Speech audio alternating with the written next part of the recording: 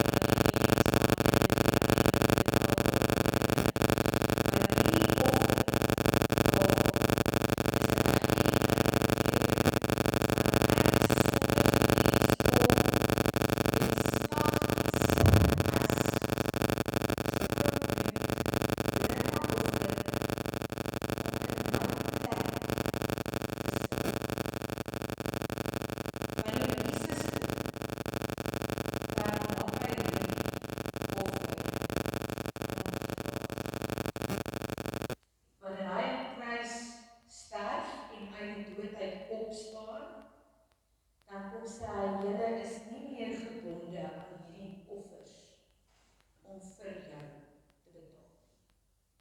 Dit was ons eerste erediens in die reeks. Ek en jy is nie besig om te lewe om te doen sodat ons iets kan bereik nie.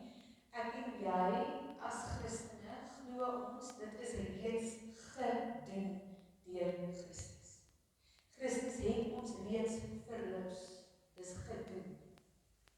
Daarom is my dade, dit wat ek en jy doen as gelowiges, dit wat ons by mekaar leer, is uit dankbaarheid, omdat ons besef hoe kernagtig hierdie is, dat God reeds gedoen het.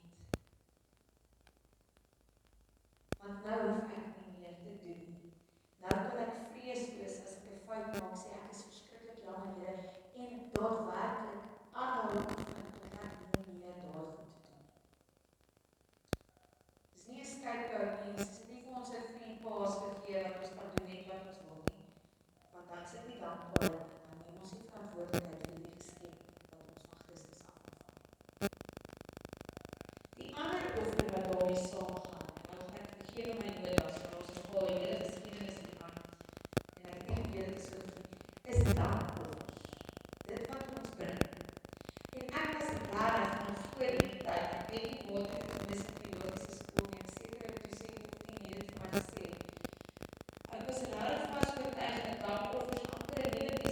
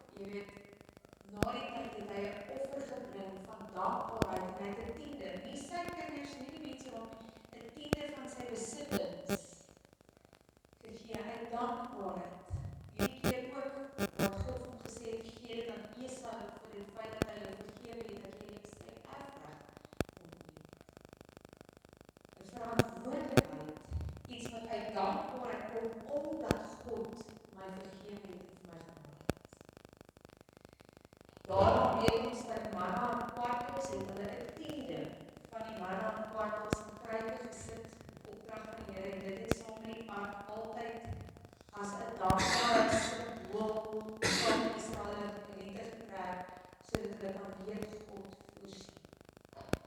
Die lys is baie lank. Met die bou van die tabernakel het mense dankoffers gebring. Ons het die eerste week van Februarie gepraat oor Moses wat bou. Die tempel, die tabernakel moet gebou word en hulle moes vrywilliglik kom. En Moses en Aaron en die oudstes daai moes die vrywilligers se offers aanvaar. Geen no questions asked, soos wat die Here elkeen lei. Die bou van die tempel in Nimeri begin hy bietjie vlees uitvat. In Nimeri se tyd wanneer die tempel nou al gebou is en die Israeliete gesettel, dan begin die Here vir hulle 'n tol gee vir die tiendes, vir die dankoffers.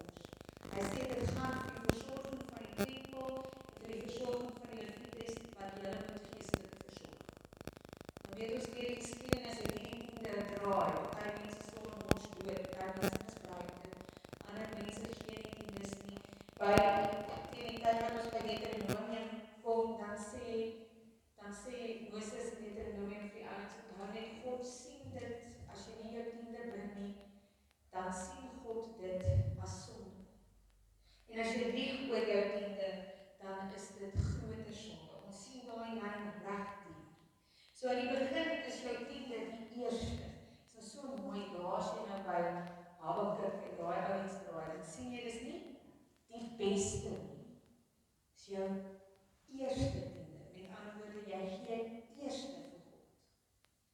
En dan sorg God vir die res. So dit was wat ook al hulle kon groei. Gelukkig nie 'n skaaphandel probeer. Dis wat die ouens geskep het. Die ouens was steenwerkers, hulle het dit gedoen. Ouens wat houtwerkers was, hulle het dit gebring. 'n tiende, hulle het eerste tiende. So tussen die Ou Testament en die Nuwe Testament, 'n mooi plek waar mense dit ook sien, skus, is maar nie waar nie. So iewers tussen die Ou Testament en die Nuwe Testament gebeur wêreldgeskiedenis. Die Grieke kom oor die Oostenryk en hulle bring saam met hulle 'n monetêre waarde, nê? En dan die dollars aangemaak, want dit kon nie mooi simbool maak nie. En so word daai 10% wat ons bring, nie die maak staan nie, daai 10% wat ons bring, word 'n geldwaarde aangeheg. So wanneer ons in die Nuwe Testament bymekaar kom, dan is daar ewe skielik mense wat offers verkoop in die tempelplein. En dan wonder mense nou, waar kom dit vandaan? Want die wêreld het begin verander na 'n geldtransaksie eerder as 'n rylandstransaksie. Dis waar geld in die begin in. Maar die konsep van ons dankoffer uitbring vir die Here omdat ek dankbaar is. Hoekom ons eerste preek van die reeks Jesus Christus het gedoen. Daarom is ons nie. En toe het ons 2 weke terug vir mekaar gesê, 'n nuwe mens beteken letterlik ons DNA is omherskryf. In ons aarde. Daai selfde Genesis 1, God het ons geskaap, het hy daai stukkies vir die sonde probeer het, omherskryf. Met ander woorde, my en jou DNA is nie sondaar nie.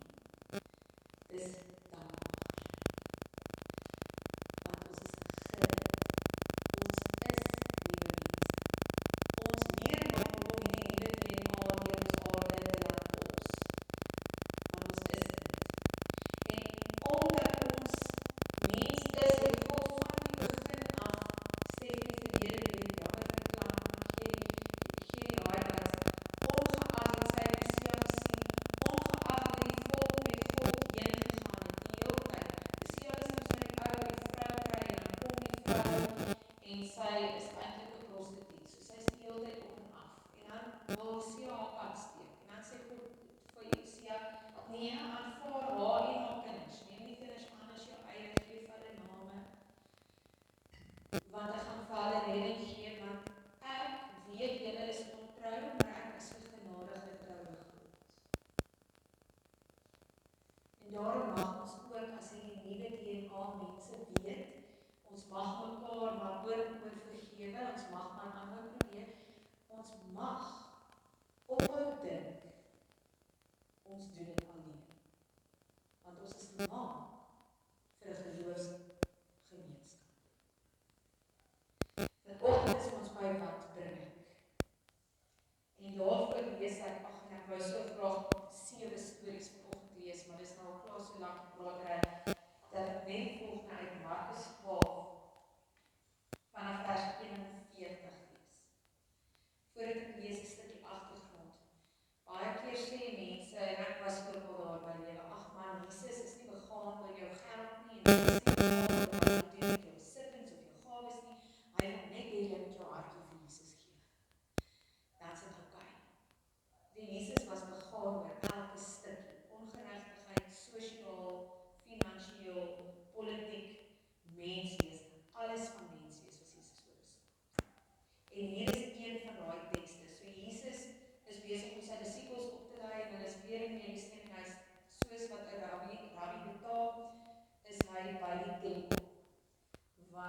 dis wat rabbies gedoen het, hulle het kom skof te werk by die tempel. Vir al die losnabbies wat rond getoer het. Jesus het toe reg oor die offerkis gaan sit. En kyk hoe die mense geld daarin gegooi. Baie ryk mense het baie geld ingegooi. Daar het toe 'n arm weduwee gekom en 2 muntstukkies ingegooi. Dit was baie min werd. Jesus het sy disippels nader geroep en vir hulle gesê, dit verseker ek julle, hierdie arm weduwee het meer ingegooi as al die ander mense wat iets in die offergawekis gegooi het. Hulle het almal uit hulle oorvloed iets gegee, maar sy het in haar gebrek alles ingegooi wat sy gehad het. Alles waarvan sy moes neem.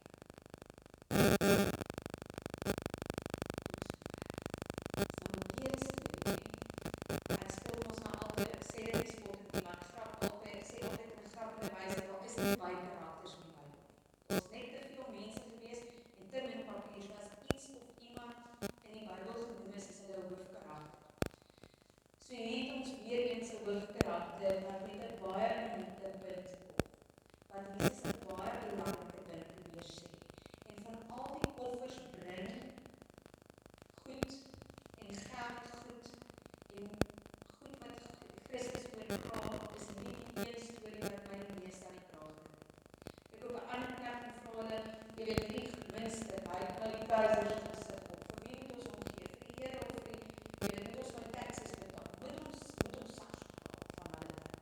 En dan sê Jesus, gee aan die keiser toe kom, maar geen God by God wat God toe kom. Oral praat Jesus punte so, om te sê, hierdie dankbaarheidstaal wat ons nou nog leer. Maar hier is 'n arm weduwee, so hier moet ons nou, as ons nou hierdie merkwaardige, Markus het nooit iemand, 'n prentjie iemand is geteken sonder 'n rede nie, hy wil iets vir ons vertel.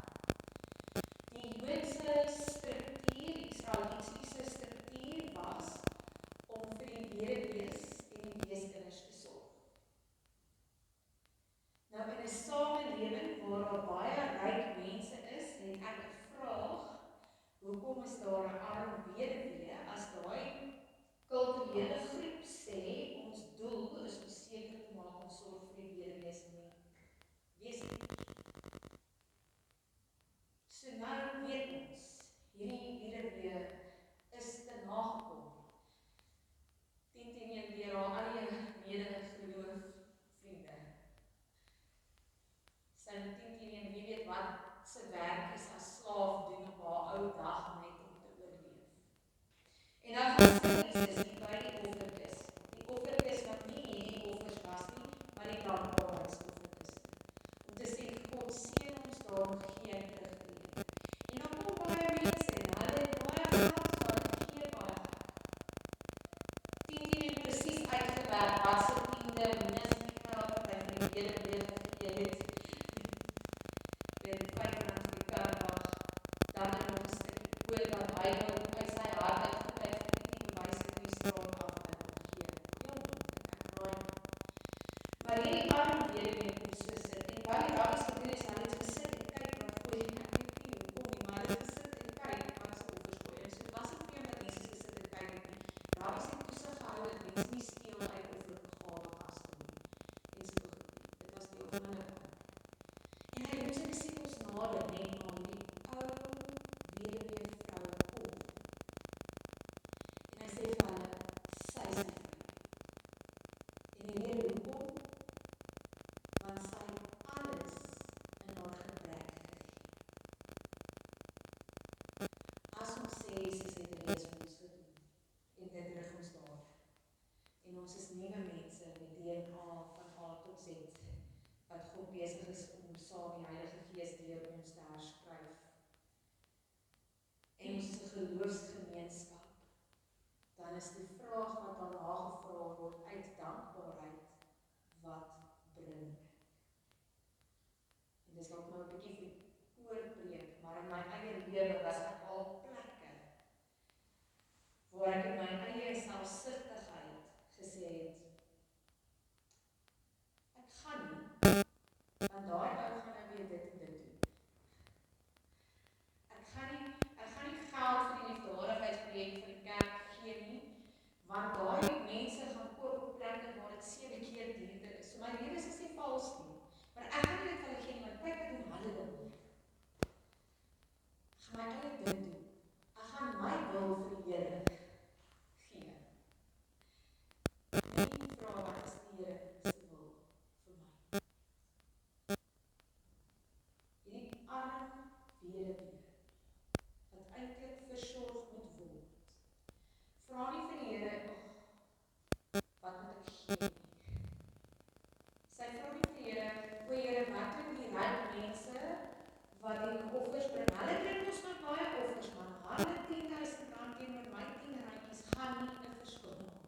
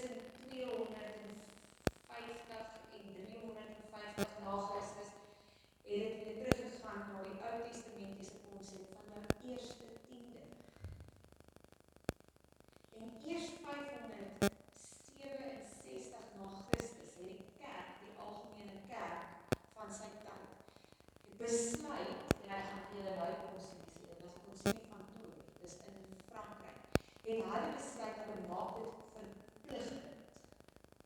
En dan weet ons nou, toe die kerk nou 'n paar songetjies, mense se lustigheid binne die kerk goed misbruik. En so 1400 een van die eerste goed wat die reformate gedoen het, die Calvyne en die Luthers, baie ouens gedoen het, toe hulle die reformatie terug na die woord vat hulle dit terug na 'n dankie sê van vrywilligheid. Alles gegee. Hy het hulle selfs te asem. Selfs hulle nie. Die weduwee gee alles vir die Here. Nou is die vraag, wat gee ek en wat gee jy? Wat bring ons in ons aanbreek? Ek weet nie van jou nie, ek kan net vir myself praat, ek weet baie keer, cheat ek hier en maar lekker. Maar as ons kyk na die behoeftes in die gemeenskap, die behoeftes in die kerk, en die behoeftes in die gebouwe, dan is daar 'n klomp kundigheid, 'n klomp ambag, 'n klomp gawes, 'n klomp finansies, 'n klomp goed, wat nie probleme sal wees in die kos, honger wat nie sal gebeur as ons binne by die Here is, nie wat ons wil hê die Here moet van ons vra. Dit is 'n baie moeilike. Ek gaan ons 'n daardie gedagte los. Wat bring jy? Dis die vraag vir die Here hierdie week wil uitstuur. Vrywillig, omdat jy dankbaar is.